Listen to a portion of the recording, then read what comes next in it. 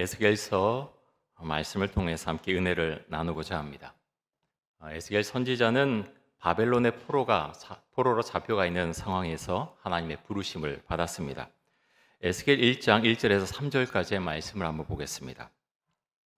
30째 넷째 달 초닷새 내가 그발강가 사로잡힌 자 중에 있을 때 하늘이 열리며 하나님의 모습이 내게 보이니 여호야긴 왕이 사로잡힌 지 5년 그달 초닷새라.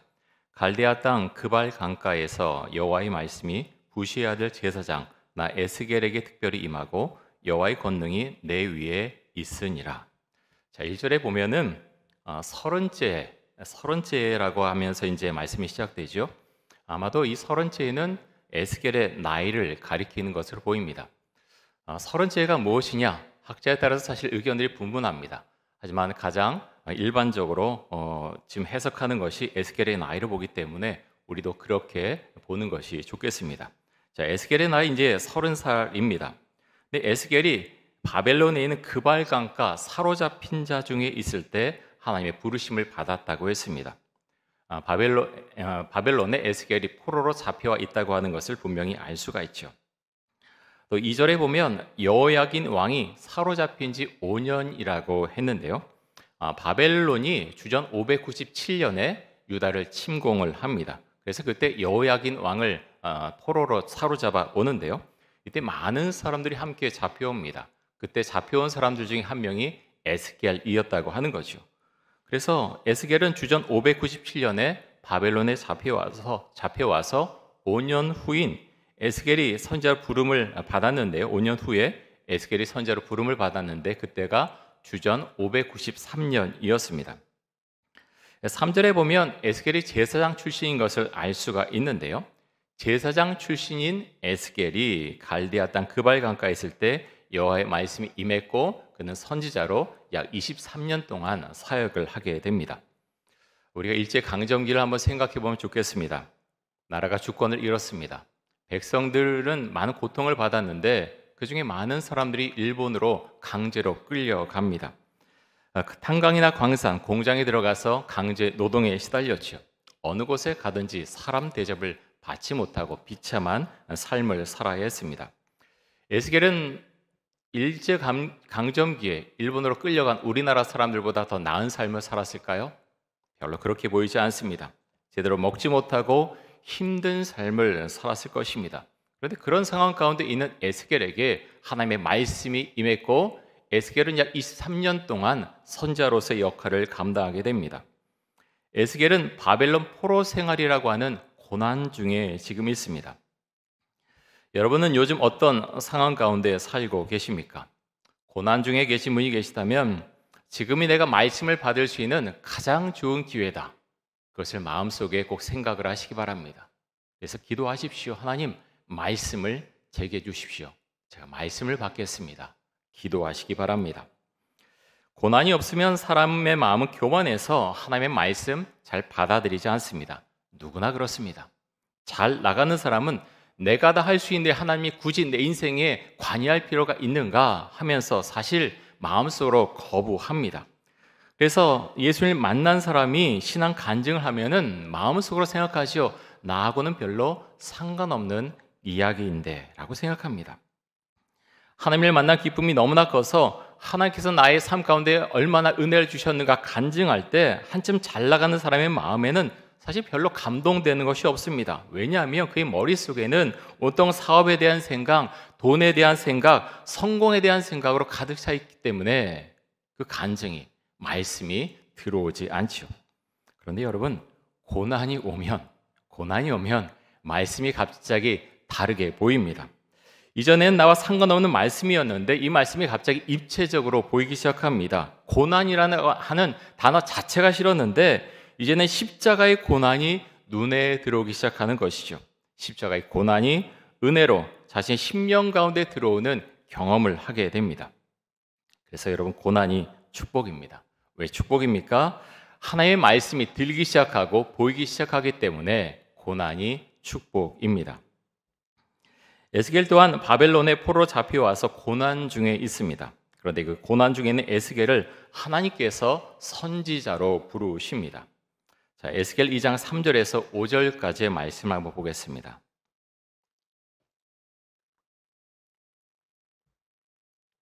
내게 이르시되 인자야 내가 너를 이스라엘 자손 곧 패역한 백성 나를 배반하는 자에게 보내노라. 그들과 그 조상들이 내게 범죄하여 오늘까지 이르렀나니 이 자손은 얼굴이 뻔뻔하고 마음이 굳은 자니라. 내가 너를 그들에게 보내노니 너는 그들에게 이르기를 주 여호와의 말씀이 이러하시다 하라. 그들은 패역한 족속이라. 그들이 듣든지 아니 듣든지 그들 가운데 선지자가 있음을 알지니라. 여러분, 이 말씀을 들을 때 에스겔의 마음 상태가 어땠을까요? 에스겔의 마음이 즐거웠을까요? 힘들었을 것입니다. 어떻게 하라는 말씀인가? 마음의 힘이 아팠겠죠. 저는 설교자이기 때문에 이 에스겔의 마음이 좀 더 많이 이해가 됩니다. 말씀을 전하면 듣는 자가 있어야 되지요. 설교자에게 있어서 말씀을 듣는 사람들의 태도가 얼마나 중요한지 모릅니다. 선지자가 말씀을 전하면 말씀을 알아듣는 사람이 있어야 선지자가 힘을 내서 말씀을 전할 거 아닙니까? 그런데 하나님께서 이스라엘 백성들 향해서 이 사람들이 어떤 사람들이라고 말씀하고 있습니까? 얼굴이 뻔뻔하고 마음이 굳은 자다. 얼굴이 뻔뻔하고 마음이 굳은 자라고 말씀을 하십니다. 이런 사람들에게 하나님의 말씀을 전하면 이 사람들이 말씀을 잘 받아들일까요? 자신들이 원하는 말을 하면은 잘 받아들이겠지요. 하지만 자신의 생각과 다른 말을 했을 때 사람들은 그 말씀을 받아들이지 않습니다. 그런데 하나님께서는 에스겔 선지자에게 이 이스라엘 백성들이 원하는 이야기가 아니라 애가와 애곡과 재앙의 말을 전하라고 말씀하십니다. 자, 에스겔 2장 8절에서 10절까지 말씀 보겠습니다. 너 인자야 내가 내게 이르는 말을 듣고 그 패역한 족속같이 패역하지 말고 내 입을 벌리고 내가 내게 주는 것을 먹으라 하시기로 내가 보니 보라 한 손이 나를 향하여 펴지고 보라 그 안에 두루마리 책이 있더라. 그가 그것을 내 앞에 펴시니 그 안팎에 글이 있는데 그 위에 애가와 애곡과 재앙의 말이 기록되었더라. 하나님께서 에스겔에게 뭐라고 말씀하십니까? 내 입을 벌려라. 그리고 내가 내게 주는 것을 먹으라라고 말씀하십니다. 어떤 것을 먹으라고 하십니까? 애가와 애곡과 재앙의 말이 기록된 두루마리를 먹으라라고 말씀하시죠. 애가와 애곡과 재앙의 메시지는 바벨론의 포로로 잡혀온 이스라엘 사람들이 원하는 말이 아니었습니다. 이들은 하루빨리 이스라엘로 돌아가고 싶어 했죠.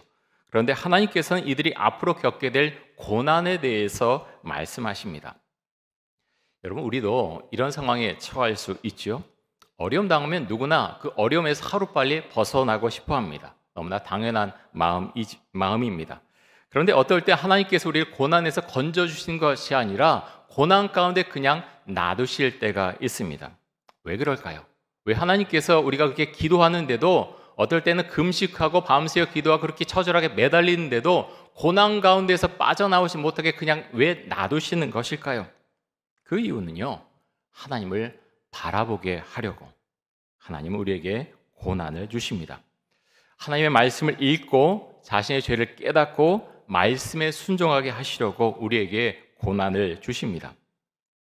고난이 오기 전에는 아무리 말해도 말씀이 들리지 않습니다. 성경을 읽어도 그것은 수면제일 뿐이죠.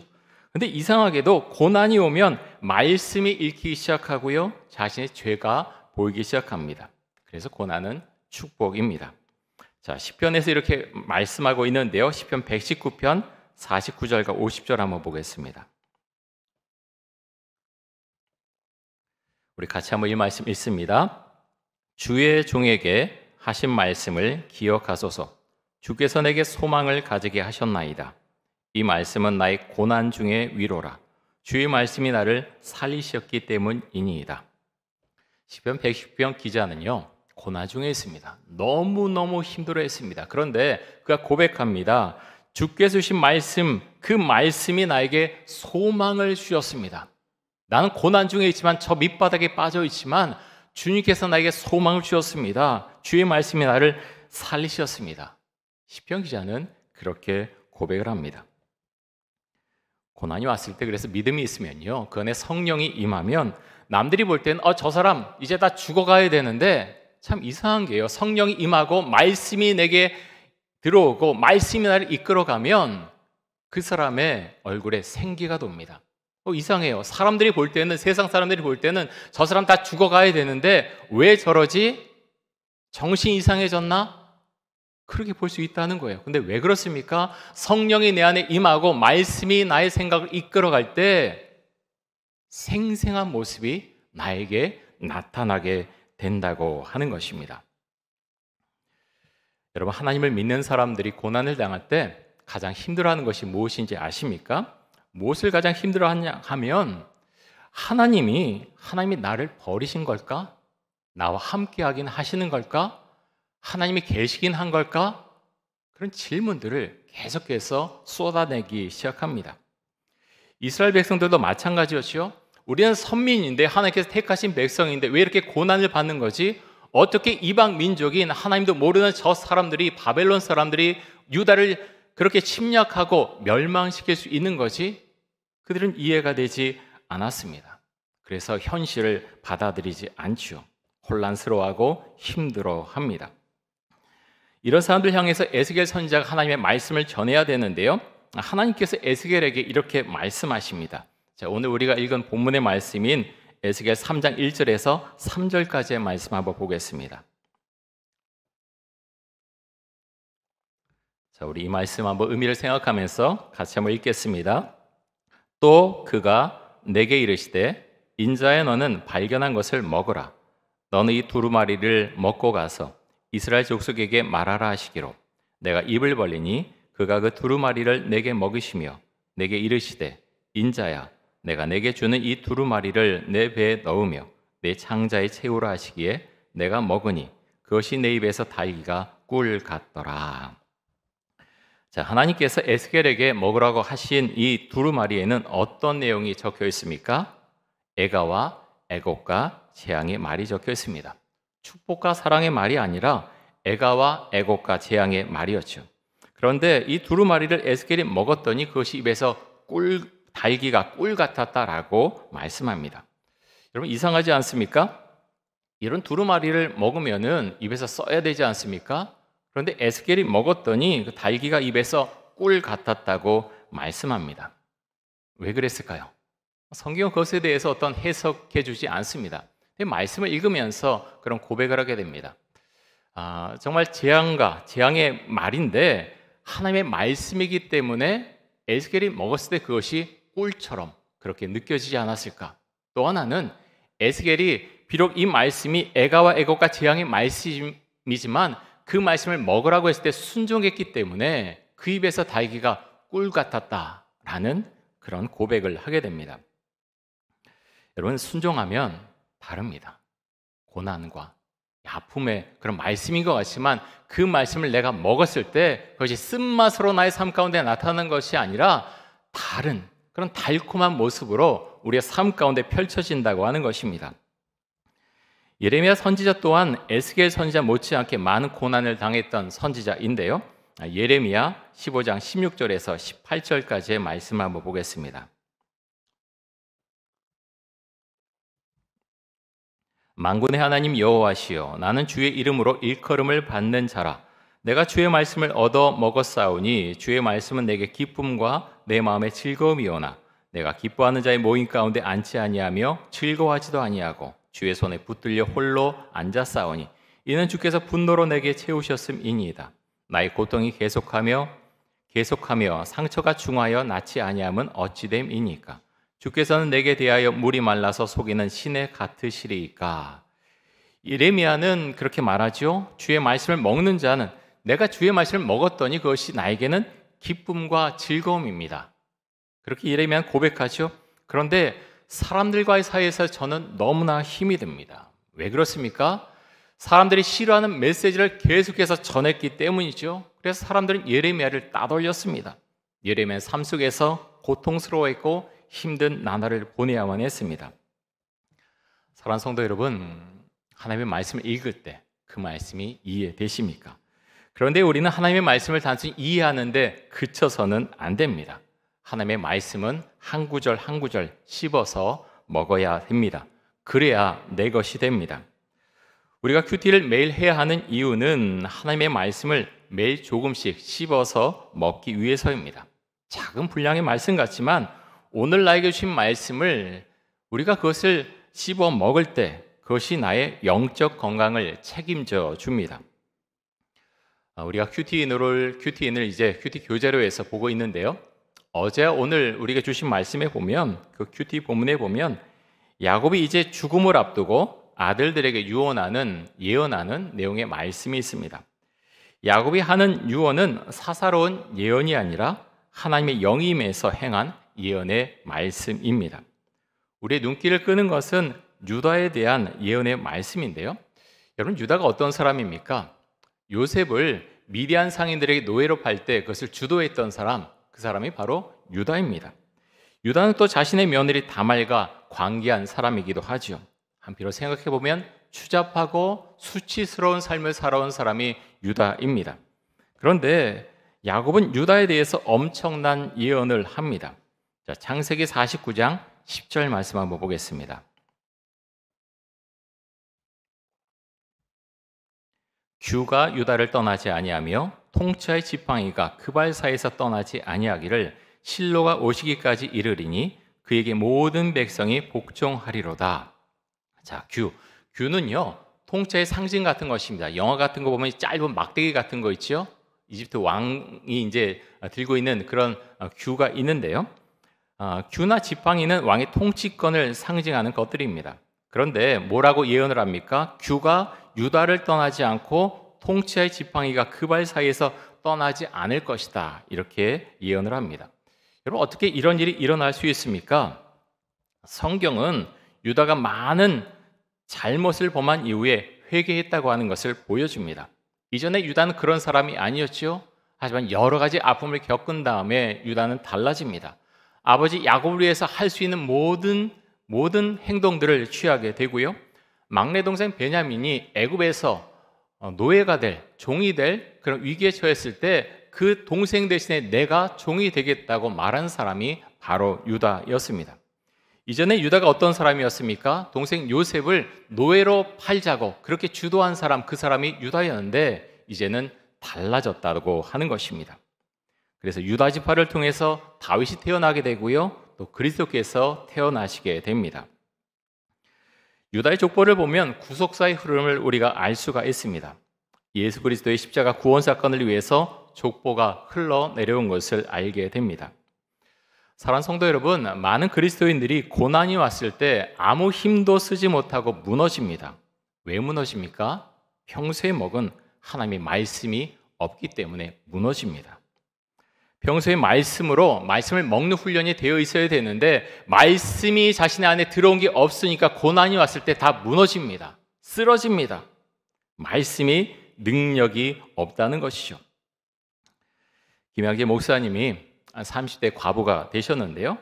남편이 죽은 이후에 충분히 절망하고 우울증에 빠질 수 있었습니다. 하지만 그렇게 되지 않지요. 힘을 내서 복음의 증거자로 살아갈 수 있었는데 그를 그렇게 만든 것은 말씀이었습니다. 당시 집사님이었던 김양재 목사님은 에스겔 말씀으로 살아날 수 있었습니다.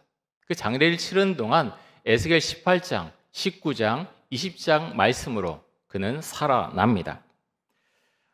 여러분, 요즘 코로나가 많이 풀려서 교회에서도 주일 점심 식사를 하는 교회가 점점 늘어가고 있습니다.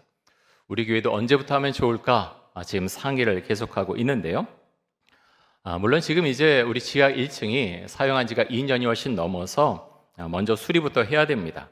수리를 하는 기간이 좀 걸릴 거고요. 수리가 다 끝나면 지하 1층 식당과 또 교육부서실을 우리가 이용할 수 있을 것입니다.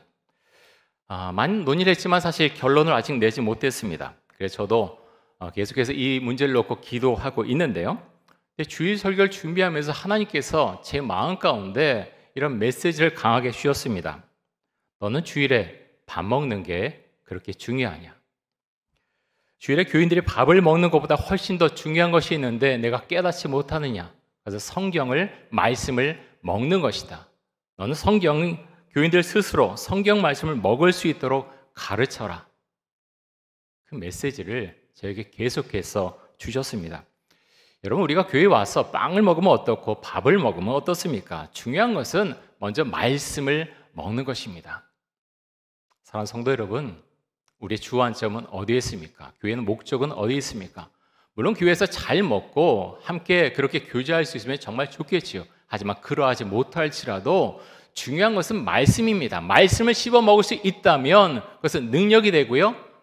저는 주 앞에 그렇게 고백합니다. 하나님, 말씀을 우리 교인들이 먹기 시작하면 그런 거 갖고 논쟁하지 않을 것입니다. 여러분 정말 그렇습니다. 교회도 그렇고 가정도 그렇습니다.